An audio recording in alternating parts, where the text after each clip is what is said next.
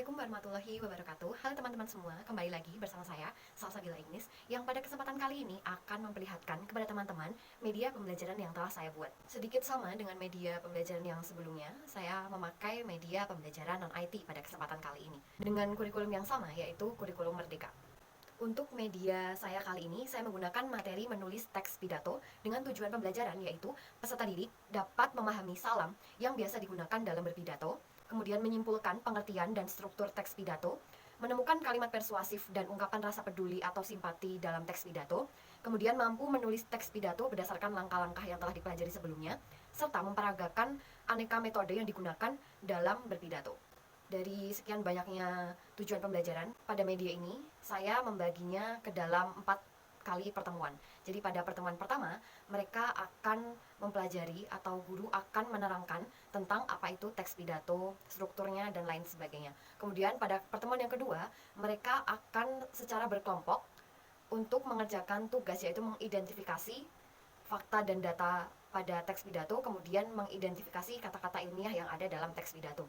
Kemudian untuk pertemuan yang ketiga, mereka secara individu akan membuat teks pidato. Kemudian pada pertemuan yang keempat, mereka akan berpidato sesuai dengan metode-metode dalam berpidato yang telah dipelajari sebelumnya. Untuk selanjutnya, elemen yang digunakan pada pembelajaran kali ini adalah elemen menulis dan juga membaca.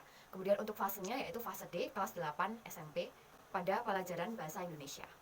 Untuk itu, yuk kita simak videonya, cara penggunaan dan cara pembuatannya. Simak terus videonya ya.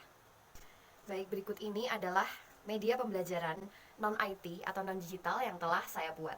Nah, untuk media pembelajaran ini, saya beri nama yaitu Marites, yang merupakan akronim dari Mading Materi Teks Pidato.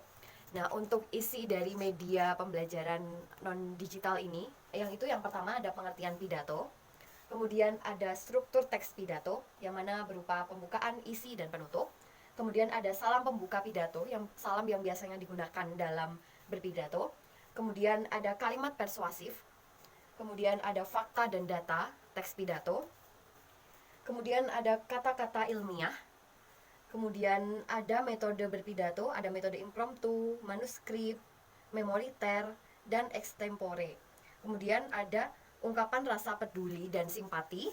Kemudian di sini ada langkah-langkah menulis teks pidato. Kemudian yang terakhir ada istilah-istilah. Nah, ini di sini istilahnya ada apa itu orator, kemudian pendengar itu apa, kemudian apa itu retorika, kemudian topik itu apa, dan juga yang dimaksud dari pesan. Ini untuk media ini untuk pertemuan pada minggu pertama. Jadi minggu pertama dalam mempelajari menulis teks pidato adalah menggunakan media yang sedang saya pegang ini. Kemudian pada pertemuan selanjutnya atau pada pertemuan yang kedua akan menggunakan media, namun ini sedikit berbeda dengan yang tadi. Jika yang sebelumnya adalah berisi materi, maka yang ini berupa penugasan. Nah, penugasan ini ada penugasan kelompok dan juga ada penugasan kelompok tapi di dalamnya ada tugas individunya. Nah, yang di sini adalah cara penggunaannya. Kemudian di kertas-kertas yang berwarna-warni ini merupakan topik. Jadi ada topik 1, topik 2, topik 3, topik 4, topik 5, dan topik 6. Kemudian di sini ada judulnya yaitu Ayo Membaca, Ayo Berpidato. Baik, pada pertemuan kedua ini siswa dibagi ke dalam kelompok. Nah, untuk menentukan kelompoknya sendiri, maka siswa berhitung dari angka 1 sampai 6 berurutan dari mulai depan, entah itu pojok kanan atau pojok kiri. Mereka berhitung 1 sampai 6, kemudian diulangi lagi 1 sampai 6 sampai di angka 24, karena saya mengilustrasikan bahwa dalam kelas itu ada 24 siswa. Nah, nanti jika mereka sudah selesai berhitung, maka mereka akan duduk bersama dalam satu kelompoknya. Jadi tadi kan kelompoknya ada 6. Nah, dalam 6 kelompok itu, satu kelompok berisi 4 orang. Dan dalam 4 orang tersebut, mereka perwakilan maju ke depan untuk membuka topik-topik yang ada dalam kertas berwarna-warni ini. Saya contohkan topik kedua. Kita buka topik kedua. Nah, topik kedua adalah manfaat menabung. Nah, ini kita simpan dulu. Mereka menyimpannya terlebih dahulu untuk topik ini. Karena topik ini, di dalam isi topik ini, itu yang akan mereka gunakan untuk tugas individu pekan depan atau pekan ketiga. Nah, untuk pekan sekarang atau pekan kedua ini, mereka diberi penugasan Nah, peserta didik secara berkelompok akan mengerjakan lembar kerja yang telah dibuat oleh guru. Nah, lembar kerja tersebut dalam masing-masing kelompok akan mendapatkan 3 lembar. Nah, 3 lembar di sini berisi yang pertama ada membaca. Dan membaca ini isinya itu adalah teks pidato. Jadi guru membuat teks pidato, contoh teks pidato di sini yang harus dibaca oleh masing-masing kelompok.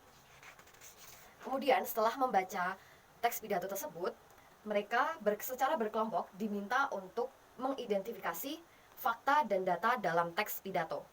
Mereka menuliskan namanya. Di sini ada nomor 1, 2, 3, 4 karena dalam satu kelompok berjumlah 4 orang.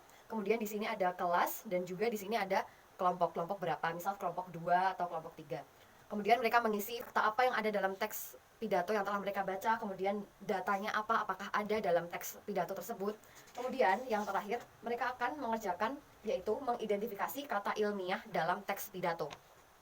Jadi di sini ada kata ilmiah. Nah, kata ilmiah ini mereka mengidentifikasi apakah dalam teks pidato tersebut ada kata ilmiah, kemudian letak katanya, apakah itu ada di paragraf pertama, pada kalimat kedua misalnya, kemudian arti kata. Nah, setelah mereka menemukan kata ilmiah, mereka akan mencari arti katanya. Misalkan mereka menemukan organik, maka mereka akan mencari arti kata dari kata organik di dalam Kamus Besar Bahasa Indonesia, baik itu secara daring maupun dari buku.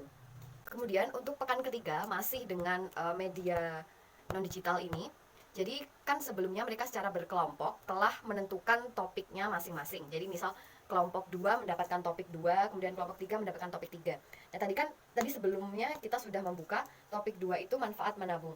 Nah, dari keempat orang siswa yang kelompoknya sama, yaitu kelompok 2, mereka akan membuat teks pidato dengan topik yang sama, yaitu manfaat menabung. Begitupun juga misal kelompok 5. Di kelompok 5, mereka juga akan membuat, keempat orang di kelompok 5 juga akan membuat teks pidato, namun dengan topik yang berbeda. Nah, di sini di topik 4 ada rajin mencuci tangan sebagai langkah memulai hidup sehat. Jadi dalam satu kelompok tersebut, mereka secara individu membuat teks pidato dengan tema yang sama pada teman satu kelompoknya, namun nantinya teks pidato tersebut harus berbeda isinya. Jadi mereka hanya boleh sama topiknya, namun tidak boleh sama isinya, baik isi maupun judul. Pada pertemuan keempat nanti, mereka akan membacakan produk yang telah mereka buat, yaitu teks pidato, di depan kelas, entah itu dengan metode impromptu, atau metode manuskrip, atau metode memoriter, atau metode extempore.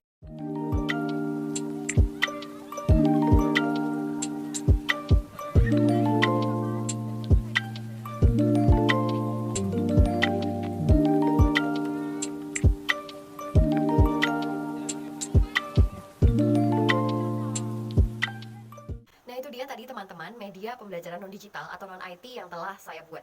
Saya mengucapkan mohon maaf jika ada kekurangan dalam media pembelajaran saya. Kalian bisa komen, memberikan respon atau tanggapan. Kemudian saya ingin mengucapkan terima kasih untuk teman-teman yang telah menonton dari awal hingga akhir. Sampai jumpa di media pembelajaran berikutnya dengan kurikulum berbeda, yaitu kurikulum 2013. Wassalamualaikum warahmatullahi wabarakatuh. Salam literasi, bye-bye.